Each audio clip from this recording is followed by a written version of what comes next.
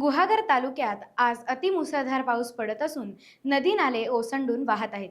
गुहागर रत्नागिरी महामार्गावरील अबलोली येथील चंद्रकला पेट्रोल पंपासमोर पूरजन्य परिस्थिती निर्माण झाली होती। पंपावरून आणि इतर भागांवरून पावसाचं पाणी महामार्गावरून वाहत जाऊन पेट्रोल पंपासमोर असणाऱ्या नदीच्या प्रवाहाला मिळत होतं। त्यामुळे नदीच्या पाण्याची पातळी अर्थातच वाढली होती। महामार्गावरून पाणी जात असल्यामुळे वाहतूक काही काळ बंद करण्यात आली होती। गुहागर तालुक्यातील व अन्य भागांमध्ये सकाळपासूनच पावसाने हजेरी लावली होती। त्यामुळे तालुक्यातील नदी नाले ओसंडून वाहत होते।